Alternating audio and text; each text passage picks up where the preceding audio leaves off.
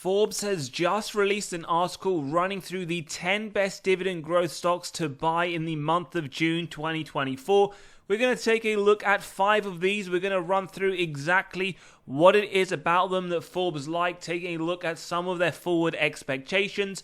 As always, we're going to run through each one's historical performance, as well as looking at what the analysts are considering, whether or not they are a buy, a strong buy, or a hold.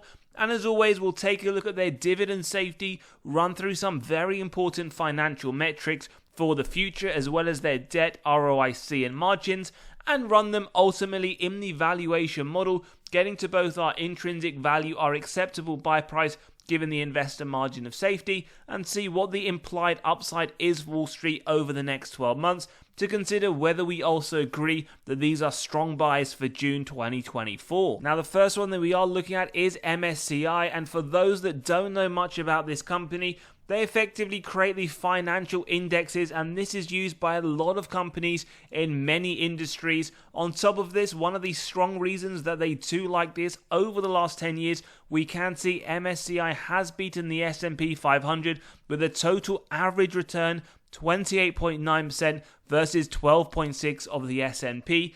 We also do note it has got a 12.8% forward 5-year annual average to the increase on their earnings per share year on year. Very nice growth rate to the dividend, 27% over the last 3 years, and it does have a forward yield around 1.3%, although some people may feel that is a little bit too low for them. So taking a look at this company, well, what we can see over the last 12 months, it is up around 4%. If you've been a longer term shareholder, well, you would be up nearly 1,000% excluding dividends reinvested, and we can see all-time highs not too far off, as we can see the all-time high with the 52-week high. Now, in terms of Wall Street analysts and Seeking Alpha, they do consider this both to be buys, a hold from quant. It is trading towards the mid to lower end of the 52-week range, and in terms of the forward P, well, it is a little bit rich, 33.59 when you consider the S&P around 21.5, but as we mentioned earlier, this has ultimately outperformed the S&P over the last 10 years. Now, in terms of looking at this, their dividend safety score 61, it does look to be safe.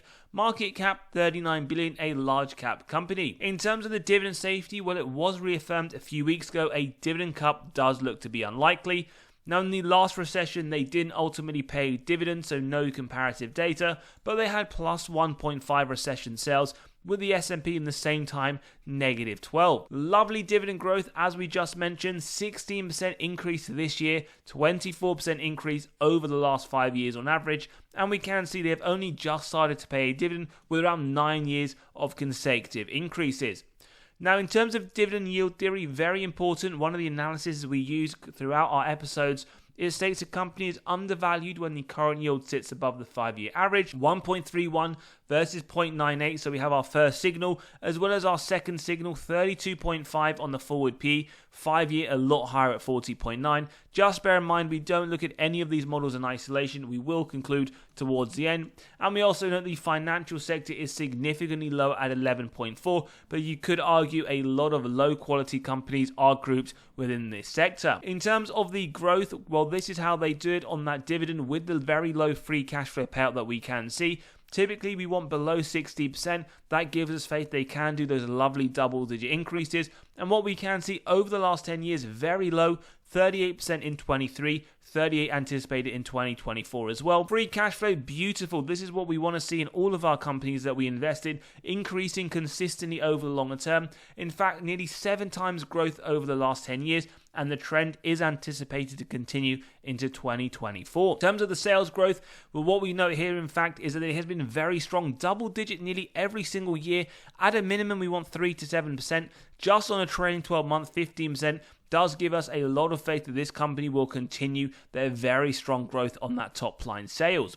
Numerically then, we can see 2.5 times increase over the last 10 years, and what they do on top of all this is return that excess cash through those share buybacks, 117 down to 79.6 in the latest quarter. And when we look at the ROIC, what I love to see here is a minimum of 10%. In fact, it is above that in the lowest position in 2014. But not just the consistency of being above, but in fact it's been increasing over the longer term, a very good quality to see from any company that you analyze. We then look at the margins, well, beautiful, not just above the 12%, but operating efficiency. It has been increasing the margin over the longer term. That is one criteria we love to see, increasing revenue as well as increasing margin. You could argue the same for the free cash flow margin as well. Just in essentially the last 6 years, we do see some very, very strong free cash flows at 40% and higher. This is a free cash flow machine, as we can clearly see. We then look at the net debt to EBITDA, earnings before interest, tax, depreciation, amortization. Why we use this metric? Well, it does correlate to both balance sheet strength and dividend safety. Below 3 is our maximum target that we want to see. Remember, these are the number of years it would take the company to pay off all of that debt net of cash on hand. 2.7 may be a bit too close to comfort. Nice to note, into the next year it is anticipated to come down sufficiently to 2.38. So this does look good in terms of both the balance sheet as well as that dividend safety. So let's jump into the valuation model. As always, if you do enjoy the content, values being provided, smash that like button, hit that subscribe and bell button so you are continually notified of these videos as they drop. And in our deep dives, we do look at each model in detail. Today's episode, we're going to jump straight into the summary, and the intrinsic value is 62.704. Again, as we can see, the average of these two models. In terms of the current price, well, $4.90. What do? Well, we start off with a margin of safety of 10%. We execute on that if it meets our 3 golden criteria: a wide moat, strong financial metrics, good forward-looking data. And then we keep going till it's near the current trading price. And in today's episode, we do see around a 20% margin of safety. In terms of Wall Street and their forecast, well, they believe the share price to go up to $590, and they see implied upside of 20%. But as always, let us know your thoughts below, whether you're adding to any of these, buying, maybe holding, or even selling. So in conclusion, MSCI, a 20% MOS level up to $502, with implied 20% upside from Wall Street and their target. Now, before we move on to the next dividend growth stock, just to let you know, we've released our latest free weekly article going through 12 undervalued dividend stocks. If you want access to this completely free, click on that pinned comment, sign up straight away. You also gain access to all of these other articles as well, including how to find undervalued stocks, going through the resources that we use to find out on our websites as well as other sites too. So moving on to the next stock, we have the Hershey company. Now, for those that don't know or haven't heard of it before, it is a chocolate and candy maker, as we can see. Lots of big brands, so if you've heard of Kit Kat, Reese's, as well as Kisses, they all come under the Hershey brand. In terms of what we like from this company, or what Forbes in fact do discuss, they talk about the shareholder yield, 3.4%, as well as the company not just paying a nice yield, but also buying back shares, as we can see a yield around 2.8%. With 3-year growth rate of 19.4, although they do anticipate the forward 5-year average EPS to be low single digit. In terms of this company, well, they have been hammered with the increasing cocoa rates of negative 25%. If you've been a longer term shareholder, well, you would be up nearly 100%. Do bear in mind the massive drop from around $275 a year ago, and it does currently trade towards the lower end of the 52-week range, with a 1 buy rating from Quant, a double hold, and as we said, a nice forward yield, 2.77, and a P that is just marginally lower than the S&P 500. In terms of Hershey's dividend safety, well, it does have an 80 score, market cap 40 billion, a large cap company, and it was reaffirmed on the May 17th, therefore initiating that their dividend cut does look to be unlikely. Last recession, well, they didn't increase the dividend, they didn't cut it, they maintained it. Pretty much flat recession sales, and also outperformed the S&P, negative 30%, with the S&P at a negative 55. And as we can see, very strong dividend growth, 15% this year, 10% over the last 5 years, and 10% over the last 20. Now, we do note as well they've increased those dividends for the last 14 years, whilst paying a dividend for the last 94 without a reduction. Now, dividend yield theory, we do have that double undervaluation side. On the yield, 2.8 versus 2.03, 20.5 versus 24.3, although we can see it is marginally higher than the consumer staples sector at 18.4. In terms of free cash flow payout, well, we do want to see below 70%, so we do bring it higher for industry-specific consumer staples. 59 in 23, 53 in 2024, so no worries. Hopefully we continue to see that double-digit growth moving forwards. And when we look at the free cash flow, it has been increasing, maybe a little bit inconsistently. Nonetheless, at more than 3 times growth over the last 10 years, continue to increase expected into 2024 as well. Always a good sign to see that nice forward guidance. In terms of the sales growth, well, we do notice 3 to 7% being hit over the last 3 years. Prior to that, it has been very mixed. And over the longer term, we do note around 50% growth, 7.4 billion to 11.2. Now, they do some share buybacks, although very minimal, very inconsistently over the last 10 years, but you can see they have reduced it by around 20 million over the period. ROIC, even though it has decreased from the highs of 2014-2015, we still note the consistency over the last 6 to 7 years in the mid-20s, looking very healthy, 28% on a trailing 12-month basis as well.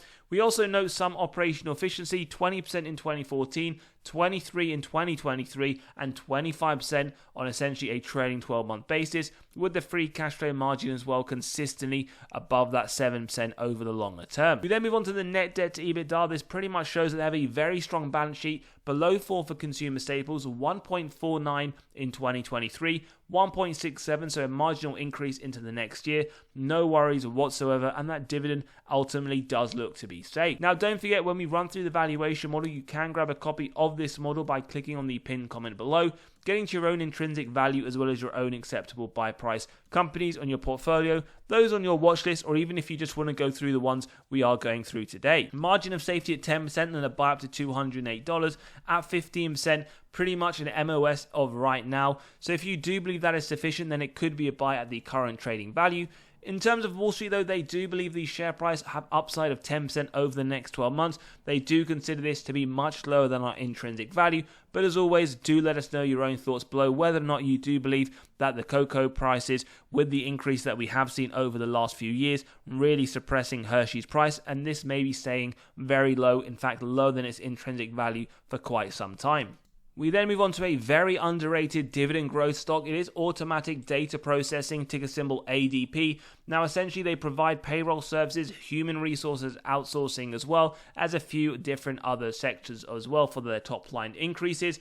And what we can see, their stock has performed very well over the last decade. In fact, we notice they've more than doubled the S&P index's total return, so definitely one to consider.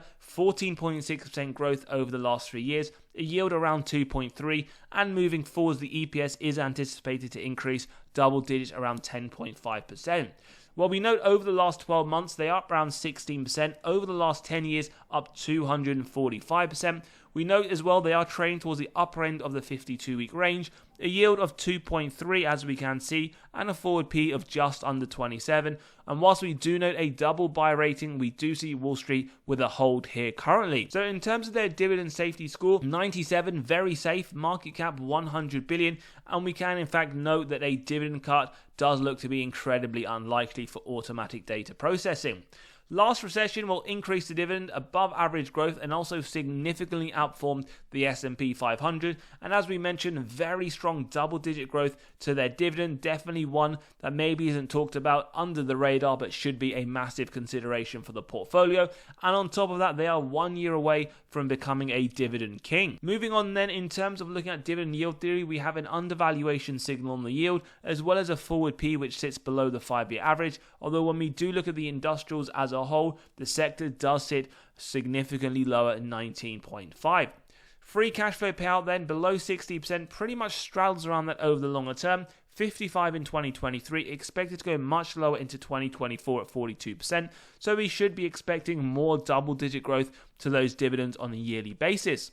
Free cash flow, well, it has nearly tripled over the last 10 years, and we are expecting some strong growth over the next 12 months as well. Always good to hear as investors, or even those who are looking to consider this as a new position. We then look at the sales growth, 3 to 7%, nearly there over the longer term. In fact, pretty much every year. Last 2 years, very high, 7% over the last trailing 12 months. And what we can see numerically, pretty much 80% growth from 10 to 18 billion. They also do share buybacks, always a great added bonus, especially for those companies that do pay nice double-digit increases to their dividend. And the ROIC over the last 2 years looking very high, trailing 12 months 61%. Even before then, when it was much lower, still looking very healthy. Definitely one of the stronger companies out there that does return on invested capital at a very high rate. In terms of operating margin, well, this is the definition of operating efficiency. Nearly every single year they have improved their margins, and their free cash flow margins looking very strong, 20% in 2023. Net debt to EBITDA, well, what can we say? One of the best balance sheets we've reviewed so far today. 0.28 in 2023, 0.02 anticipated into 2024, so it may not even take them more than a few days to pay off all of their debt net of cash on hand. As we said, definitely a strong one to consider in the portfolio. We then take a look at the intrinsic value.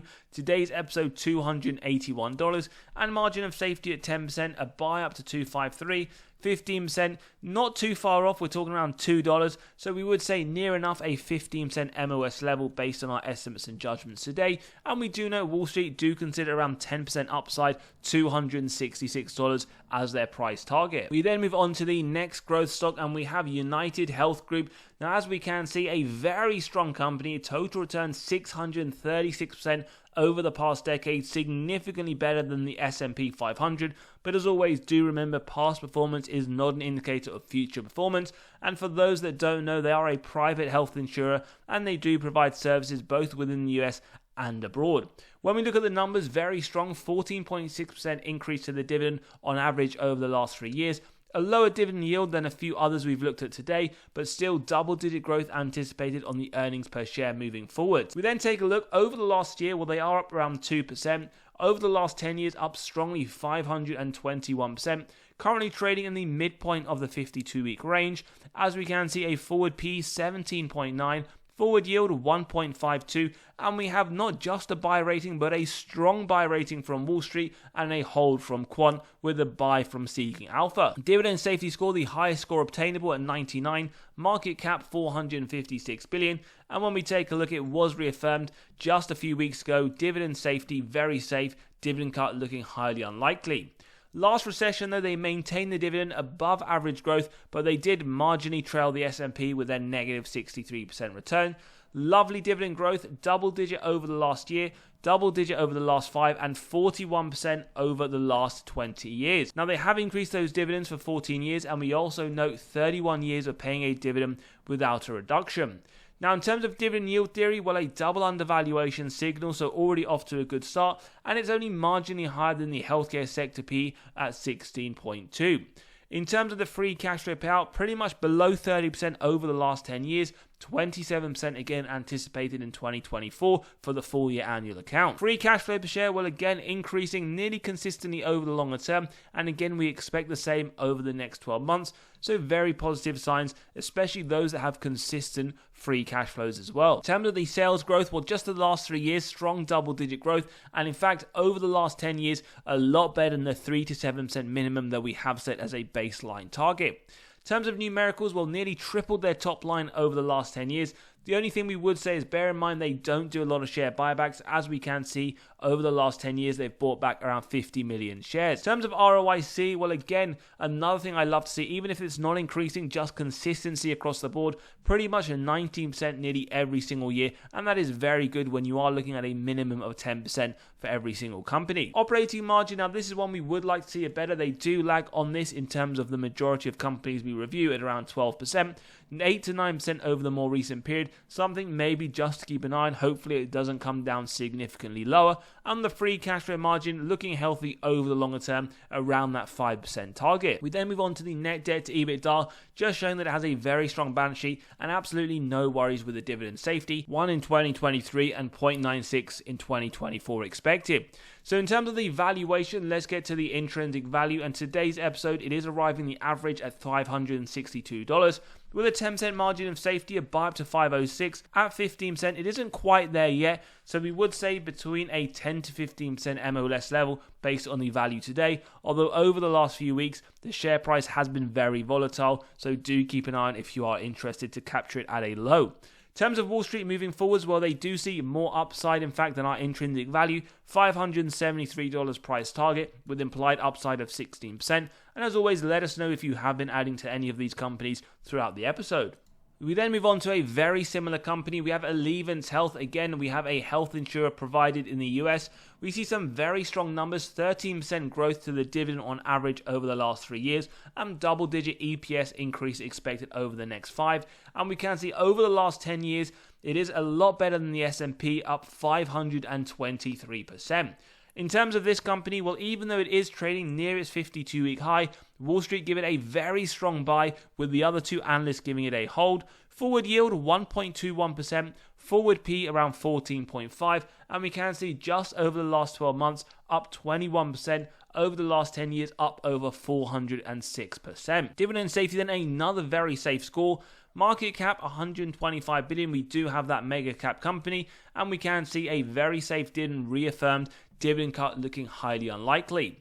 Now, in terms of the recession comparative metrics, no dividend was paid, above average growth, and they did marginally trail the S&P, negative 61%.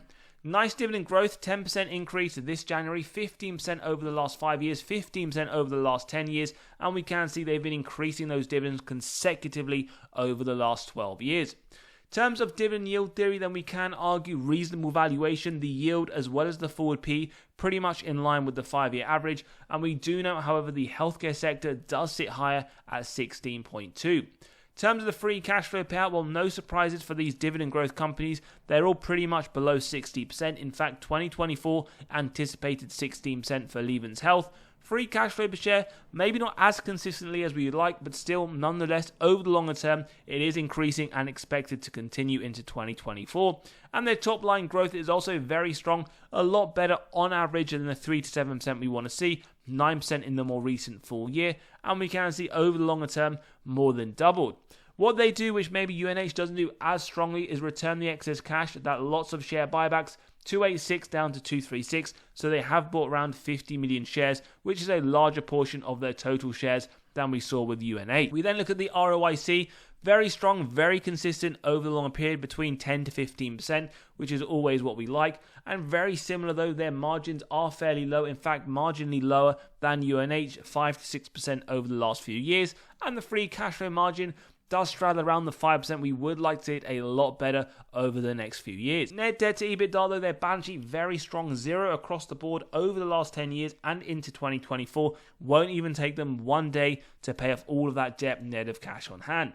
Now, don't forget you can grab a copy of this valuation model by clicking on the pinned comment below, getting to both intrinsic value and acceptable buy price of companies in your portfolio. In terms of margin of safety, at 10%, what this shows is right now it's not even at a 10% MOS level. We see this around a 5% margin of safety, which for the majority of investors, they would like to weigh a lot more than just 5% at the current market price. In terms of Wall Street, well, they consider upside of 13%. As we can see, their price target of $610. They believe this to be worth a lot more than the intrinsic value that we have created. But as always, let us know your thoughts. We have run through 5 of the 10 stocks that Forbes are saying as the best dividend growth stocks to buy in June 2024. Let us know if you agree with that sentiment as well as the valuation we have gone through. And as always, if you enjoy the content, values being provided, smash that like button, hit that subscribe and bell button. Let us know your thoughts below, and we'll see you all on the next one.